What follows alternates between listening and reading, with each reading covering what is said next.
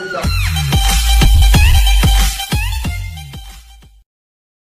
से स्वागत है आप सभी का आपके अपने channel Abhishek Gupta economic classes में। आज हम क्लास 12 के समष्टि अर्थशास्त्र के चैप्टर 5 का पार्ट 2 पढ़ने वाले हैं, जिसका नाम है बैंकिंग। आइए पहले बात करते हैं कि इस क्लास के पार्ट 1 में हमने क्या क्या पढ़ा था। इस क्लास के पार्ट 1 में हमने सबसे पहला टॉपिक पढ़ा था बैंकिंग, दूसरा टॉपिक पढ़ा था वाणिज्य बैंक के कार्य, तीसरा टॉपिक पढ़ा था कि वाणिज्य बैंक किस प्रकार साख सृजन या मुद्रा सृजन की प्रक्रिया को अपनाती है। चौथा टॉपिक था केंद्रीय बैंक क्या होता है, और लास्ट और फिफ्थ टॉपिक पढ़ा था हमने कि केंद्रीय बैंक के कार्य। इस पार्ट 2 में आज हम क्या क्या पढ़ने वाले हैं उसे भी डिस्कस करते हैं।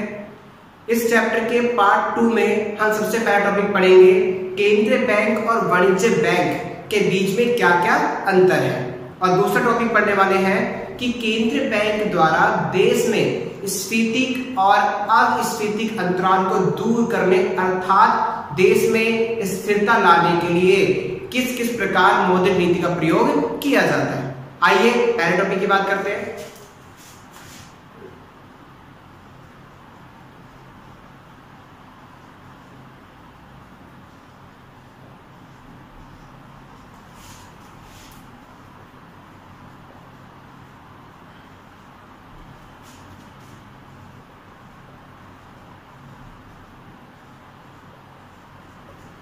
वाणिज्य बैंक तथा केंद्रीय बैंक में अंतर।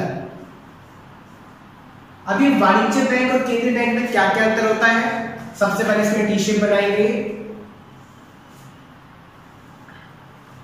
सबसे पहले केंद्रीय बैंक और दूसरा वाणिज्य बैंक।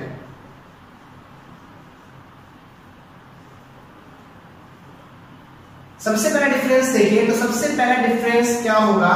पहला डिफरेंस ये है कि केंद्रीय बैंक देश का सर्वोच्च बैंक है, जिसे नोट जारी करने का एकाधिकार होता है। और वाणिज्य बैंक में क्या लिखेंगे कि वाणिज्य बैंक को नोट जारी करने का एकाधिकार नहीं होता है। दूसरा डिफरेंस क्या लिखेंगे, केंद्रीय बैंक वाणिज्य बैंकों की जमा स्वीकार करती है तथा उन्हें आवश्यकता के अनुसार ऋण प्रदान करती है। इसी आधार पर वाणिज्य बैंक का दूसरा डिफरेंस होगा कि वाणिज्य बैंक लोगों की जमा स्वीकार करती है और लोगों को उनकी आवश्यकता के अनुसार ऋण प्रदान करती है। तीसरा डिफरेंस देखिए, तो तीसरा डिफरेंस ये है कि केंद्रीय बैंक का संपूर्ण बैंकिंग प्रणाली पर नियंत्रण होता है। और कह सकते हैं कि वाणिज्य बैंक का तीसरा डिफरेंस ये है कि वाणिज्य बैंक का संपूर्ण बैंकिंग प्रणाली पर नियंत्रण नहीं होता। चौथा डिफरेंस कह सकते हैं केंद्रीय बैंक में कि केंद्रीय बैंक देश में स्फीतिक और अस्फीतिक अंतराल को दूर करने के लिए नीतियों का निर्माण करता है, परंतु वाणिज्य बैंक देश में केंद्रीय बैंक द्वारा बनाई गई नीतियों का पालन करता है। पांचवा डिफरेंस देख सकते हैं कि केंद्रीय बैंक द्वारा विदेशी विनिमय को संरक्षित किया जाता है, परंतु वाणिज्य बैंक द्वारा विदेशी विनिमय का संरक्षण नहीं किया जाता है। छठा डिफरेंस आता है कि केंद्रीय बैंक देश में स्फीतिक और अस्फीतिक अंतराल को दूर करने अर्थात देश में स्थिरता लाने के लिए कार्य करती है, जहां केंद्रीय बैंक का लाभ अधिकतम करने का उद्देश्य नहीं होता है, परंतु वाणिज्य बैंक का उद्देश्य देश में लाभ अधिकतम करना होता है। केंद्रीय बैंक और वाणिज्य बैंक के अंतर के बाद हम पढ़ने वाले हैं मौद्रिक नीति। अभी मौद्रिक नीति क्या होती है।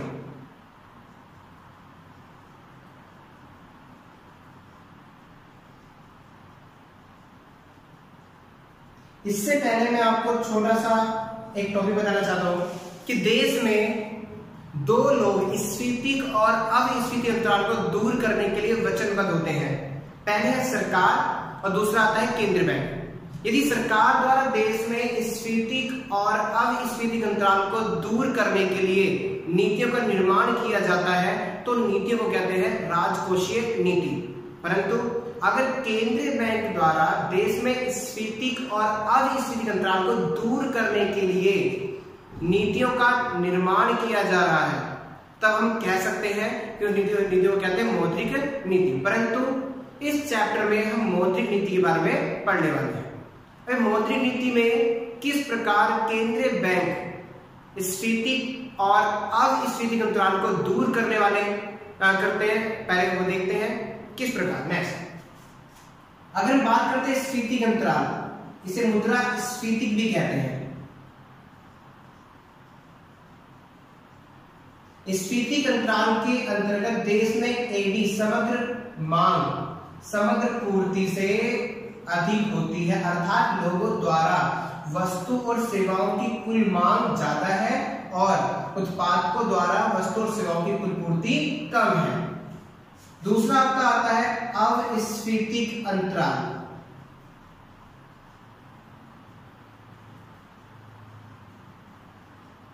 अस्फीति अंतराल कहें या आर्थिक मंदी कहें, एक ही बात है। इसमें क्या होता है कि एडी समग्र मांग जो है वो कम होती है समग्र पूर्ति से। अतः केंद्रीय बैंक द्वारा स्फीति और अस्फीति अंतराल की स्थितियों को या स्थिति को ठीक करने के लिए जो नीति बनाई जाती है उसे मौद्रिक नीति कहा जाता है। अब इन स्थिति को किस प्रकार ठीक किया जा सकता है?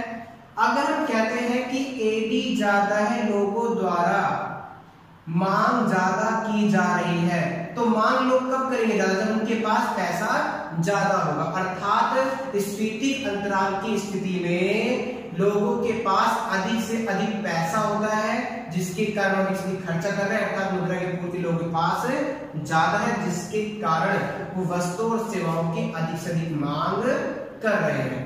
और इस आधार पर अर्थव्यवस्था में वस्तुओं की कीमत बढ़ जाती है और वस्तुओं की कीमत बढ़ने के आधार पर स्फीति अंतराल उत्पन्न हो जाता है। तो हम कह सकते हैं कि स्फीति अंतराल की स्थिति के अंतर्गत लोगों के पास मुद्रा की पूर्ति अर्थात कैश ज्यादा होता है, पैसा ज्यादा होता है, जिसके आधार पे वस्तु और सेवाओं की मांग ज्यादा करते हैं और वस्तु और सेवाओं की मांग ज्यादा करने के आधार पर वस्तु की कीमत बढ़ जाती है और महंगाई अर्थात स्फीति अंतराल की स्थिति उत्पन्न हो जाती है।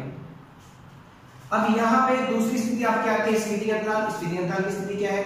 स्फीति अंतराल की स्थिति वो स्थिति है जहां पे समग्र मांग समग्र पूर्ति से कम होती है, अर्थात लोगों के पास मुद्रा की पूर्ति अर्थात लोगों के पास पैसा कम है, जिसके कारण वो वस्तु और सेवाओं की मांग कम करते हैं और वस्तु और सेवाओं की मांग कम करने के आधार पर अर्थव्यवस्था में वस्तु की कीमत कम हो जाती है और वस्तु की कीमत कम होने के आधार पर अब स्फीति अंतराल तथा आर्थिक मंदी की स्थिति उत्पन्न हो जाती है। अब इन दोनों स्थिति को केंद्रीय बैंक किस प्रकार सॉल्व करता है, हल करता है, वो देखते हैं।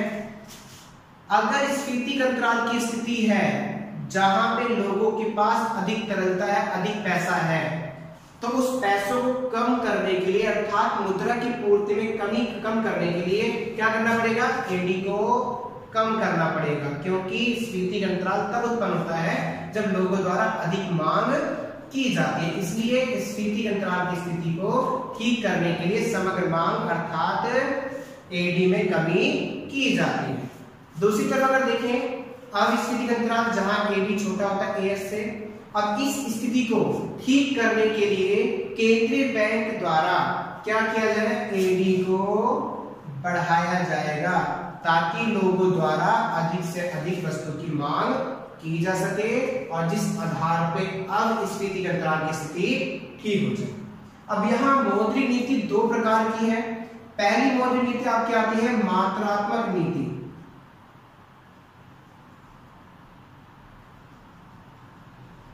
मात्रात्मक नीतियां या फिर उपकरण। अब मात्रात्मक नीतियों में हम क्या क्या पढ़ने वाले हैं? सबसे पहला इसमें टॉपिक आपका आता है बैंक दर। अभी बैंक दर क्या होता है? अगर हम बैंक दर की बात करें तो बैंक दर वह दर होता है जिस आधार पे, जिस दर पर वाणिज्य बैंक केंद्रीय बैंक से ऋण लेता है बिना जमानत के। अर्थात कह सकते हैं बैंक दर वह दर होती है जिस दर पर वाणिज्य बैंक केंद्रीय बैंक से बिना जमानत के, बिना किसी प्रतिभूतियों के ऋण प्राप्त करता है। अतः केंद्रीय बैंक द्वारा बैंक दर का निर्धारण किया जाता है और देश में स्फीति और अस्फीति अंतराल को दूर करने के लिए केंद्रीय बैंक द्वारा बैंक दर में वृद्धि और कमी की जाती है। अगर हम बात करें स्फीति का, ये किस प्रकार केंद्रीय बैंक बैंक दर में परिवर्तन करके स्फीति और अस्फीति अंतराल को दूर कर सकता है, तो देखते हैं। स्फीति अंतराल में क्या करेगी गवर्नमेंट और केंद्रीय बैंक कि बैंक दर में वृद्धि कर देगी, बैंक रेट में वृद्धि कर देगी। और जब बैंक दर बढ़ जाएगा तो बैंक दर में वृद्धि होने के आधार पर वाणिज्य बैंक को केंद्रीय बैंक से ऋण लेना महंगा पड़ रहा है, क्योंकि अब वाणिज्य बैंक को अधिक से अधिक ऋण ब्याज के रूप में क्या करना पड़ेगा, राशि अदा करनी पड़ेगी, जिस आधार पर वाणिज्य बैंक केंद्रीय बैंक से कम ऋण लेगी और कम ऋण लेगी तो जनता को कम ऋण देगी और जनता को कम ऋण देगी तो वहां मुद्रा की पूर्ति में कमी हो जाएगी, मुद्रा की पूर्ति में कमी हो जाएगी, जिस आधार पर लोगों द्वारा वस्तु और सेवाओं की कम मांग की जा सकेगी और स्फीति अंतराल की स्थिति ठीक हो जाएगी। दूसरी अगर बात करें कि अस्फीति अंतराल में गवर्नमेंट क्या करेगी, इसकी अस्फीति अंतराल को दूर करने के लिए आरबीआई क्या कदम उठाएगी, तो वहां पे आरबीआई बैंक दर में कमी कर देगी, जिस आधार पर बैंक दर कम होने के आधार पर वाणिज्य बैंक द्वारा केंद्रीय बैंक से ऋण लेना आसान हो गया, अर्थात कम राशि ब्याज के रूप में अदा की जाएगी, जिस आधार पे वाणिज्य बैंक केंद्रीय बैंक से अधिक राशि ऋण के रूप में ले सकती है, जिसके आधार पर वाणिज्य बैंक लोगों को अधिक से अधिक राशि उपलब्ध करा सकते हैं, जिसके कारण अर्थव्यवस्था में लोगों के पास अधिक से अधिक पैसा उपलब्ध होगा, अर्थात अर्थव्यवस्था में मुद्रा की पूर्ति में वृद्धि होगी और मुद्रा की पूर्ति में वृद्धि होने के आधार पर लोग अधिक से अधिक वस्तु और सेवाओं की मांग करेंगे, जिस आधार पर हम कह सकते हैं कि अब स्फीति अंतराल की स्थिति ठीक हो जाएगी। एक बार दोबारा से, बैंक दर वह दर है जिस दर पर वाणिज्य बैंक केंद्रीय बैंक से बिना जमानत के ऋण प्राप्त करती है। दूसरे मात्रात्मक नीति की बात करें तो इसमें आता है आपका रेपो दर। अब रेपो दर क्या होती है इसके बारे में बात करते हैं। रेपो दर वह दर है जिस दर पर वाणिज्य बैंक केंद्रीय बैंक से जमानत पर ऋण प्राप्त करते हैं, अर्थात यहां वाणिज्य बैंक द्वारा अगर ऋण लिया जा रहा है केंद्रीय बैंक से, तब वहां पे उन्हें कुछ प्रतिभूति के आधार पर कुछ भी चीज गिरवी रखनी होती है, जिस आधार पर यहां ऋण वाणिज्य बैंक द्वारा प्राप्त किया जा सकता है। अतः रेपो दर का निर्धारण भी केंद्रीय बैंक द्वारा किया जाता है और देश में स्फीति और अस्फीति अंतराल को दूर करने के लिए केंद्रीय बैंक रेपो दर में कमी और वृद्धि करती रहती है। देखते हैं रेपो दर में परिवर्तन करके केंद्रीय बैंक द्वारा किस प्रकार स्फीति और अस्फीति अंतराल की स्थिति को ठीक किया जाता है। स्फीति अंतराल की स्थिति में केंद्रीय bank repo rate it means की रेपो दर में वृद्धि कर देती है, जिस आधार पर वाणिज्य बैंक द्वारा केंद्रीय बैंक से ऋण लेना महंगा हो गया, क्योंकि यहाँ रेपो दर में वृद्धि के कारण वाणिज्य बैंक को अपने ऋण पर अधिक राशि चुकानी पड़ेगी, जिस आधार पे वाणिज्य बैंक केंद्रीय बैंक से कम ऋण प्राप्त करेगी और कम ऋण प्राप्त करेगी तो लोगों को कम ऋण उपलब्ध करा पाएगी, जिस आधार पे लोगों के पास मुद्रा की पूर्ति अर्थात लोगों का पैसा कम होगा और मुद्रा की पूर्ति कम होने से लोगों द्वारा यहां मुद्रा की पूर्ति में कमी होगी और जिसके कारण लोगों द्वारा वस्तु और सेवाओं की मांग में कमी हो जाएगी अर्थात स्फीति अंतराल की स्थिति ठीक हो जाएगी।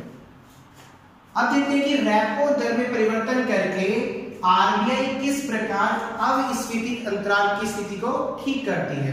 अविस्फीति अंतराल की स्थिति को ठीक करने के लिए केंद्रीय बैंक रेपो दर में कमी कर देगी और रेपो दर में कमी का अर्थ होगा कि अब वाणिज्य बैंक को ऋण लेना आसान हो गया, मतलब कि वाणिज्य बैंक द्वारा जो ऋण लिया जा रहा है उस ऋण पर कम राशि ब्याज के रूप में चुकानी पड़ेगी, जिस आधार पर वाणिज्य बैंक द्वारा केंद्रीय बैंक से अधिक ऋण प्राप्त करने में प्रोत्साहन होगी, जिस आधार पे वाणिज्य बैंक लोगों को अधिक से अधिक राशि ऋण के रूप में उपलब्ध कराएगी अर्थात देश में मुद्रा की पूर्ति में वृद्धि हो जाएगी। और मुद्रा की पूर्ति में वृद्धि होते ही लोगों के पास अधिक से अधिक पैसा होगा और उन पैसों का प्रयोग लोगों द्वारा समग्र मांग में वृद्धि करने के लिए किया जाएगा, जिस आधार पर हम कह सकते हैं कि देश में समग्र मांग में वृद्धि होते ही अविस्फीति अंतराल की स्थिति ठीक हो जाएगी। इसके बाद हम बात करते हैं तीसरे मात्रात्मक नीति का। तीसरी मात्रात्मक नीति है विपरीत रेपो दर।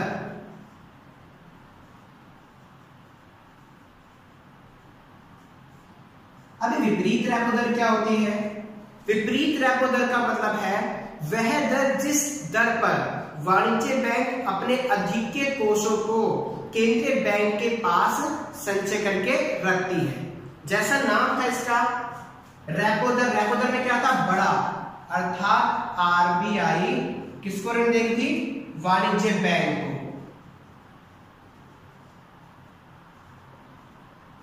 बड़ा छोटे को ऋण दे रहा है। अब बात करें विपरीत, मतलब उल्टा, कि यहां पे एक तरीके से वाणिज्य बैंक अपनी राशि किसके पास रख रही है? आरबीआई के पास, अर्थात यहाँ आरबीआई के लिए वाणिज्य बैंक का एक जो राशि प्राप्त की वो क्या है? कैसे? ऋण के रूप में। तो हम कह सकते हैं रेपो दर के अंतर्गत वाणिज्य बैंक ऋण ले रहा है, परंतु विपरीत रेपो दर उसका उल्टा, वाणिज्य बैंक अपने अधिक के कोषों को आरबीआई के पास रख रही है। परंतु इसका मतलब ये नहीं कि आरबीआई ऋण ले रही है, आरबीआई ऋण नहीं ले रही है, वाणिज्य बैंक अपने अधिक के कोषों को आरबीआई के पास संचय करके रख रही है, परंतु ये राशि आरबीआई के लिए ऋण के रूप में है। अब इस आधार पर देखा जाए तो विपरीत रेपो दर की डेफिनेशन बताई। अब विपरीत रेपो दर का निर्धारण भी केंद्रीय बैंक द्वारा ही किया जाता है। अब यहाँ देश में स्फीति और अविस्फीति अंतराल को दूर करने के लिए केंद्रीय बैंक क्या करती है? विपरीत रेपो दर में परिवर्तन करती रहती है। अब किस प्रकार करती है वो देखते हैं।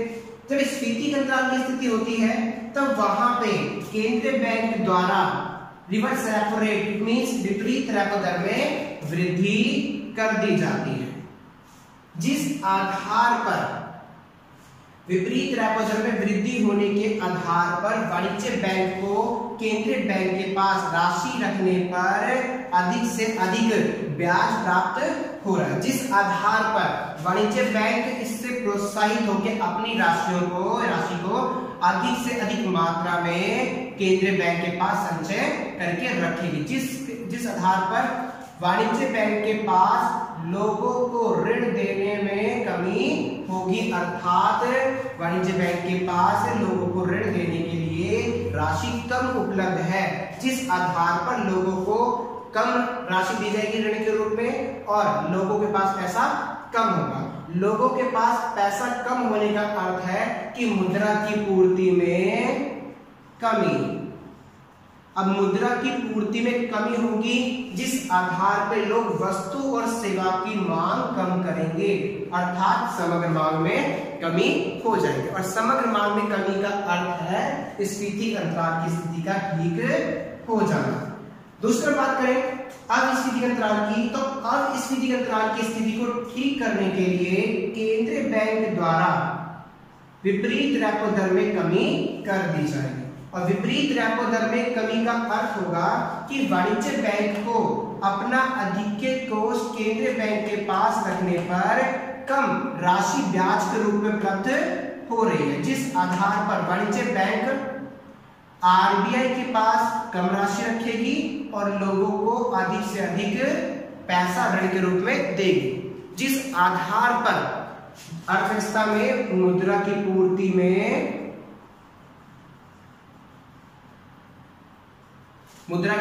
वृद्धि होगी और इसका अर्थ है लोगों के पास अधिक से अधिक तरलता अर्थात पैसा होगा, और जिस आधार पे वो उन पैसों का वस्तु और सेवा खरीदने में खर्च करेगी अर्थात समग्र मांग में वृद्धि हो जाएगी, जिस आधार पे हम कह सकते हैं कि समग्र मांग में वृद्धि के कारण अब स्फीति अंतराल की स्थिति ठीक हो जाएगी। मात्रात्मक उपकरण का 4th पॉइंट है नकद आरक्षित अनुपात।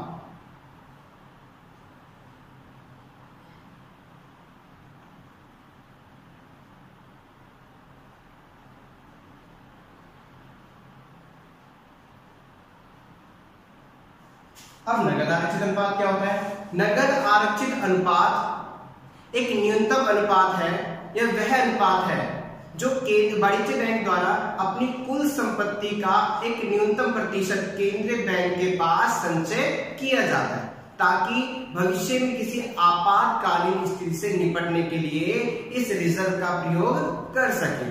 अब CRR का निर्धारण केंद्रीय बैंक द्वारा किया जाता है और केंद्रीय बैंक देश में स्फीति अर्थात महंगाई की स्थिति और अविस्फीति अर्थात आर्थिक मंदी की स्थिति को दूर करने के लिए CRR में परिवर्तन करती रहती है।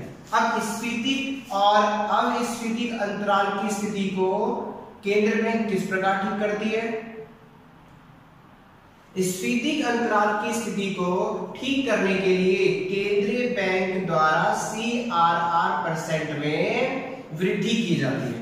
अब CRR% में अगर केंद्रीय बैंक वृद्धि करती है तो इसका अर्थ यह है कि वाणिज्य बैंकों द्वारा अपनी कुल संपत्ति का अधिकतम प्रतिशत केंद्रीय बैंक के पास रखना पड़ेगा और न्यूनतम प्रतिशत अपने पास, ताकि वो न्यूनतम प्रतिशत अपने पास रख लिया तो लोगों को कम न्यूनतम प्रतिशत या कम ऋण दिया जाएगा, जिस आधार पे अर्थव्यवस्था में लोगों के पास पैसा कम होगा, मुद्रा की पूर्ति में कमी आएगी और मुद्रा की पूर्ति में कमी के आधार पर लोग वस्तु और सेवा की मांग कम करेंगे अर्थात समग्र मांग में कमी हो जाएगी और समग्र मांग में कमी होते ही स्फीति अंतराल की स्थिति ठीक हो जाएगी। अतः CRR में वृद्धि से मुद्रा की पूर्ति में कमी होगी और मुद्रा की पूर्ति में कमी से समग्र मांग में भी कमी होगी और समग्र मांग में कमी होने से स्फीति अंतराल ठीक हो जाएगा।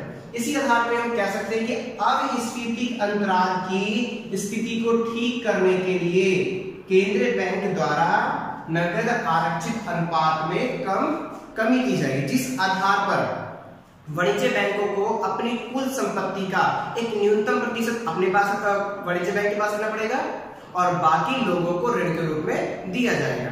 पर CRR में कमी के कारण लोगों को अधिक से अधिक मुद्रा ऋण के रूप में मिलेगी अर्थात लोगों के पास अधिक से अधिक पैसा उपलब्ध होगा। अतः मुद्रा की पूर्ति में वृद्धि हो जाएगी और मुद्रा की पूर्ति में वृद्धि होते ही लोग अधिक से अधिक वस्तु और सेवा की मांग करेंगे और वस्तु और सेवा की मांग करने के आधार पर समग्र मांग में वृद्धि हो जाएगी अर्थात अब स्फीति अंतराल की स्थिति ठीक हो जाएगी। इसी आधार पे 5वां पॉइंट है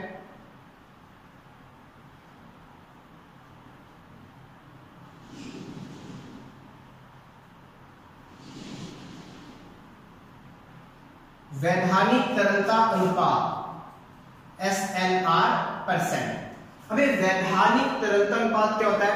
वैधानिक तरलता अनुपात से अभिप्राय वाणिज्य बैंक उस न्यूनतम अनुपात से है या कह सकते हैं कि वाणिज्य बैंक की कुल तरल संपत्ति का वह न्यूनतम अनुपात जो वाणिज्य बैंक द्वारा अपने पास निकट भविष्य में सुरक्षित भविष्य के लिए संचय किया जाता और बाकी अमाउंट या बाकी राशि लोगों को ऋण के रूप में दिया जाता है।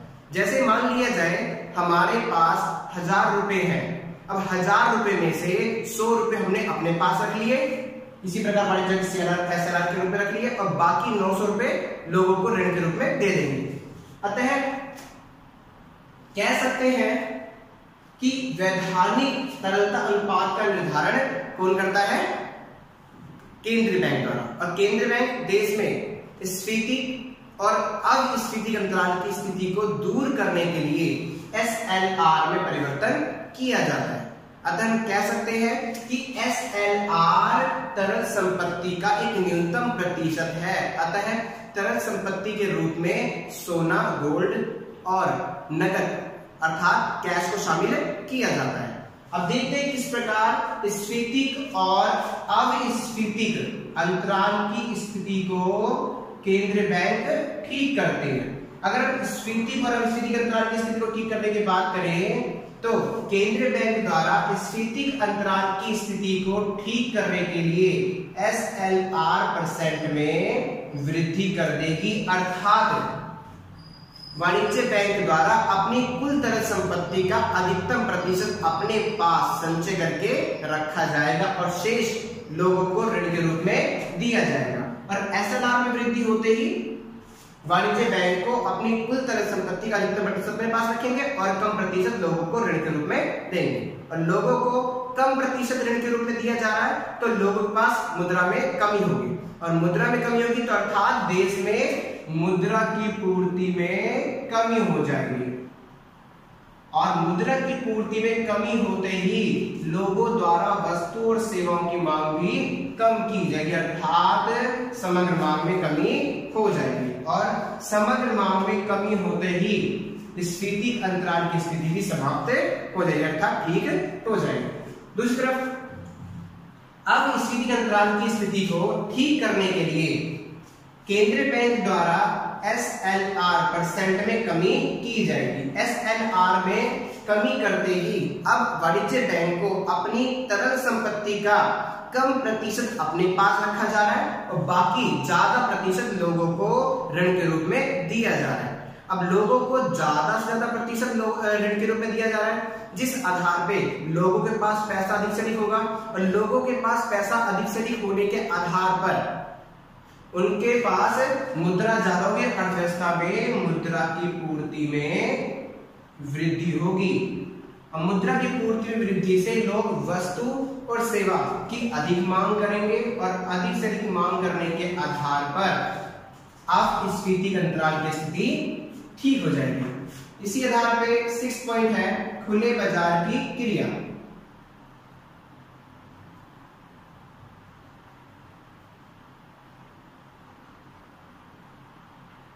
अब खुले बाजार की क्रिया होती है।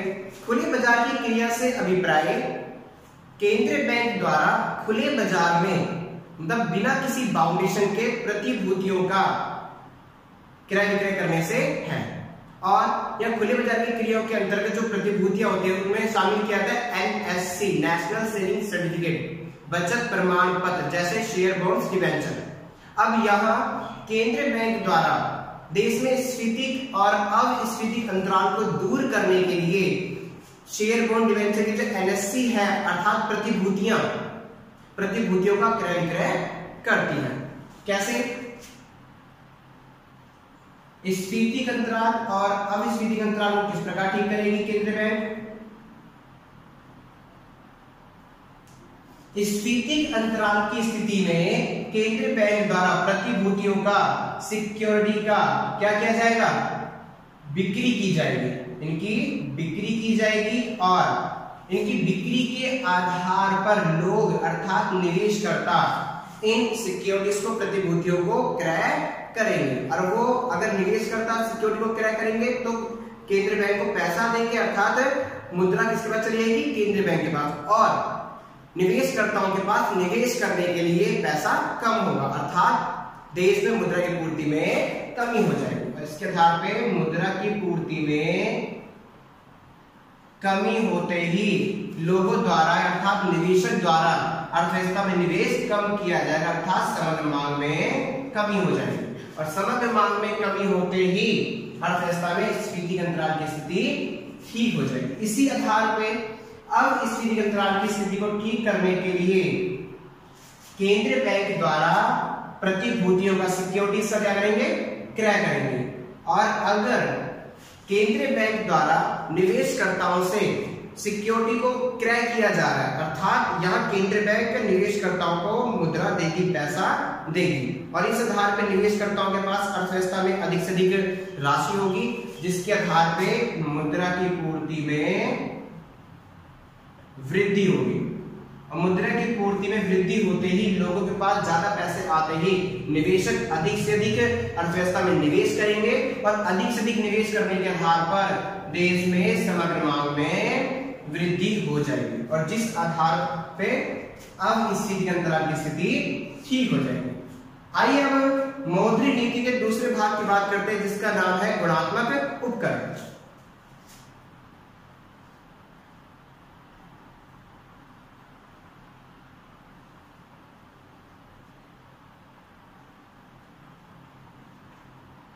अब गुणात्मक उपकरण में क्या क्या तत्व आते हैं वो पढ़ते हैं।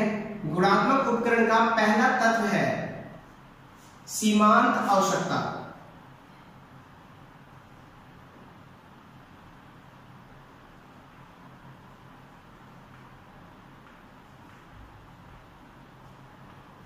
अभी सीमांत आवश्यकता क्या होती है? सीमांत आवश्यकता से अभिप्राय ऋण के मूल्य और ऋण के आधार पर जमानत वाली वस्तु के वर्तमान मूल्य के बीच का अंतर। किस प्रकार देखते हैं? जैसे मान लिया जाए कि अगर एक व्यक्ति ने 1,20,000 रुपए की वस्तु गिरवी रखी है, जिस आधार पर वाणिज्य बैंक उसे 1 लाख रुपए ऋण देती है, तो इस आधार पे सीमांत आवश्यकता का मूल्य होगा 20,000। तो हम कह सकते हैं कि सीमांत आवश्यकता से अभिप्राय ऋण का मूल्य और ऋण के आधार पर जमानत वाली वस्तु के वर्तमान मूल्य के बीच के अंतर को सीमांत आवश्यकता कहा जाता है। और देश में स्फीति और अस्फीति अंतराल की स्थिति को दूर करने के लिए केंद्रीय बैंक सीमांत आवश्यकता में वृद्धि कमी करती रहती है, और सीमांत आवश्यकता का मूल्य केंद्रीय बैंक द्वारा निर्धारित किया जाता है। आइए देखते हैं कि स्फीति और अस्फीति अंतराल की स्थिति को केंद्रीय बैंक किस प्रकार ठीक करते हैं। अगर हम स्फीति अंतराल की बात करें तो स्फीति अंतराल की स्थिति में केंद्रीय बैंक द्वारा सीमांत आवश्यकता में वृद्धि कर दी जाएगी। सीमांत आवश्यकता में वृद्धि करने का अर्थ है कि लोगों को अपनी सिक्योरिटी अर्थात अपनी जमानत के आधार पर कम ऋण उपलब्ध होगा, और कम ऋण उपलब्ध होगा तो उनके पास मुद्रा का स्टॉक कम होगा, मुद्रा की पूर्ति कम होगी, और मुद्रा की पूर्ति अर्थव्यवस्था में कम होने के आधार पर समग्र मांग में कमी होगी। देखते हैं एग्जांपल से कि अगर मान लिया जाए प्राथमिक स्थिति में 1,20,000 रुपए सिक्योरिटी रखने पर 1 लाख रुपए ऋण मिलता है, तो वहां पे सीमांत आवश्यकता कितनी होगी? 20। और अगर स्फीति अंतराल की स्थिति होती है तो केंद्रीय बैंक क्या करेगी? सीमांत आवश्यकता में वृद्धि करेगी। अब सीमांत आवश्यकता में वृद्धि करने के आधार पर एक व्यक्ति द्वारा 1,20,000 रुपए सिक्योरिटी रखने पर 80,000 रुपए ऋण मिल जाएगा, अर्थात केंद्रीय बैंक द्वारा सीमांत आवश्यकता के मूल्य को 20,000 से बढ़ाकर 40,000 कर दिया गया। तो हम कह सकते हैं कि स्फीति अंतराल की स्थिति को ठीक करने के लिए केंद्रीय बैंक सीमांत आवश्यकता के मूल्य को बढ़ा देगी, जिस आधार पे लोगों को कम ऋण उपलब्ध हो पाएगा। और कम ऋण उपलब्ध हो पाएगा तो अर्थव्यवस्था में मुद्रा की पूर्ति में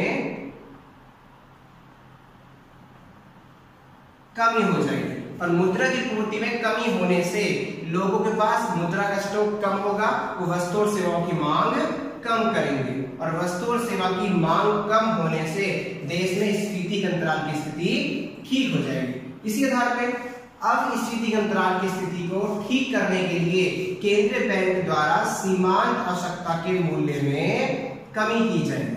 और सीमांत आवश्यकता के मूल्य में कमी की जाएगी कैसे? मान लिया जाए कि प्रारंभिक स्थिति में सरकार और केंद्रीय बैंक द्वारा 1,20,000 पर 80,000 रुपए ऋण दिया जा रहा था, जहां सीमांत आवश्यकता का मूल्य कितना था? 40,000 रुपए। देखिए अस्थिति के अंतराल की स्थिति ठीक करने के लिए केंद्रीय बैंक लोगों को अधिक ऋण देगी जिस आधार पे वह सीमांत आवश्यकता के मूल्य में कमी कर देगी। और सीमांत आवश्यकता के मूल्य में कमी करने के आधार पर यहाँ मान लिया जाए पहले 1,20,000 रुपए 80,000 रुपए ऋण मिल रहा था, 40,000 रुपए सीमांत आवश्यकता था, अब 1,20,000 पर 1 लाख रुपए ऋण मिलेगा, अर्थात सीमांत आवश्यकता के मूल्य को कम करके कितना कर दिया 20,000। और यहाँ सीमांत आवश्यकता के मूल्य में कमी करने से लोगों को अब अधिक ऋण उपलब्ध हो रहा है, अर्थात देश में मुद्रा की पूर्ति में वृद्धि होगी। और मुद्रा की पूर्ति में वृद्धि होने से लोगों के पास पैसा अधिक होगा और वस्तु सेवा की मांग अधिक करेंगे, जिसके कारण समग्र मांग में वृद्धि होगी। और समग्र मांग में वृद्धि करने के आधार पर अब स्फीति अंतराल की स्थिति ठीक हो जाएगी। दूसरा उपकरण है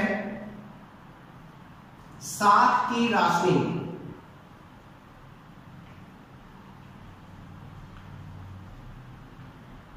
अब ये साख की राशनिंग क्या होती है? साख की राशनिंग का अर्थ है कि केंद्रीय बैंक द्वारा विभिन्न व्यावसायिक क्रियाओं के लिए साख की मात्रा का कोटा निर्धारित करना, अर्थात आरबीआई द्वारा विभिन्न व्यवसायों के लिए कितना ऋण दिया जाना चाहिए उसकी मात्रा का निर्धारण करना। अब इस आधार पे केंद्रीय बैंक किस प्रकार साख की राशनिंग के आधार पे स्फीतिक और अविस्फीतिक अंतराल की स्थिति को ठीक करते हुए आइए देखते हैं। अगर स्फीतिक अंतराल की स्थिति है तो स्फीतिक अंतराल की स्थिति में लोगों को कम ऋण देना है, व्यवसायियों को कम ऋण देना है, जिस आधार पे केंद्रीय बैंक द्वारा साख की राशनिंग अर्थात साख की मात्रा रिजर्वेशन क्या किया जाएगा? कम किया जाएगा। रिजर्वेशन अर्थात साख की मात्रा का कोटा कम निर्धारित किया जाएगा। और एक बात यह है कि जितना भी केंद्रीय बैंक ने साख की मात्रा का कोटा निर्धारित करा है उस कोटे से ज्यादा वाणिज्य बैंक ऋण नहीं दे सकती। तो कह सकते हैं कि स्फीतिक अंतराल की स्थिति को ठीक करने के लिए केंद्रीय बैंक द्वारा रिजर्वेशन अर्थात साख के राशनिंग साख की मात्रा का कोटा कम निर्धारित किया जाएगा। और साख की मात्रा का कोटा कम निर्धारित किया जाएगा तो इसका मतलब है कि व्यवसायियों को कम ऋण उपलब्ध हो पाएगा। और अगर व्यवसायियों को कम ऋण उपलब्ध होगा तो निवेश कम कर पाएंगे, अर्थात उनके पास पैसा क्या है? कम है। मुद्रा की पूर्ति में कमी हो जाएगी और मुद्रा की पूर्ति में कमी से वो निवेश ही कम करेंगे और समग्र मांग में भी कमी हो जाएगी। और समग्र मांग में कमी होते ही देश में स्फीतिक अंतराल की स्थिति ठीक हो जाएगी। इसी आधार पे अब स्फीतिक अंतराल की स्थिति को ठीक करने के लिए केंद्रीय बैंक द्वारा साख की राशनिंग के आधार पर साख की मात्रा का कोटा अधिक निर्धारित किया जाएगा, अर्थात रिजर्वेशन ज्यादा किया जाएगा, लोगों को अधिक से अधिक ऋण दिया जाएगा, व्यवसायियों को व्यवसायिक क्रियाओं के लिए अधिक से अधिक ऋण दिया जाएगा, जिसके आधार पर लोगों के पास अर्थात निवेशकों के पास अधिक से अधिक मुद्रा होगी और अर्थव्यवस्था में मुद्रा की पूर्ति में वृद्धि हो जाएगी।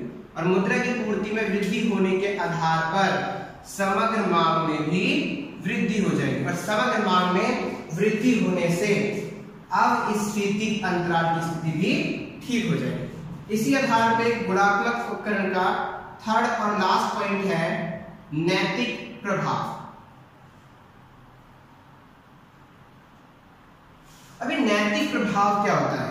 नैतिक प्रभाव का सिंपल अर्थ यह है कि जो भी नीतियां केंद्रीय बैंक ने बनाई है उन नीतियों का वाणिज्य बैंक सरलता से पालन करे, अर्थात प्यार भावना से वाणिज्य बैंक द्वारा केंद्रीय बैंक की नीतियों का पालन किया जाए। इसे हम कहते हैं नैतिक प्रभाव, क्योंकि हर वाणिज्य बैंक पर संपूर्ण बैंकिंग प्रणाली पर केंद्रीय बैंक का नियंत्रण होता है। लास्ट टॉपिक है रेपो दर और बैंक दर में अंतर।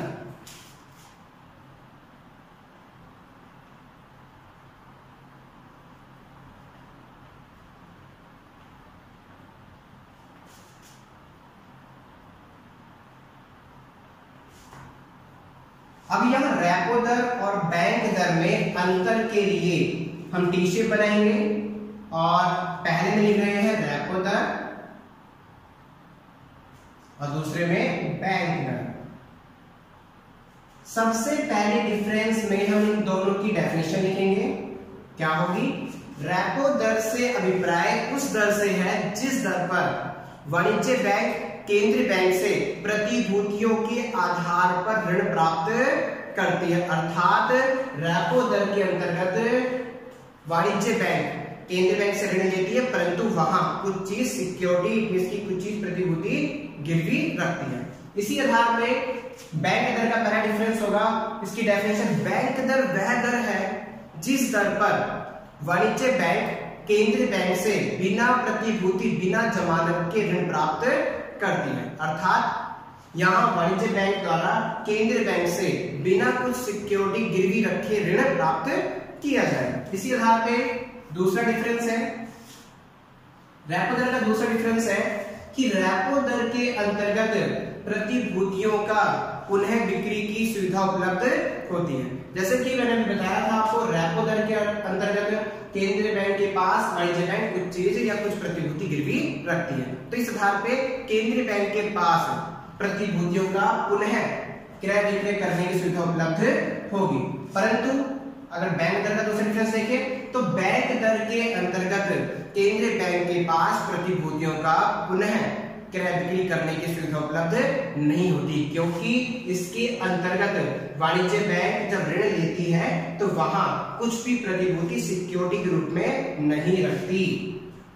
अगर तीसरे अंतर की बात करें तो रेपो दर का तीसरा अंतर है कि रेपो दर के अंतर्गत वाणिज्य बैंक द्वारा केंद्रीय बैंक से दीर्घकालीन ऋण को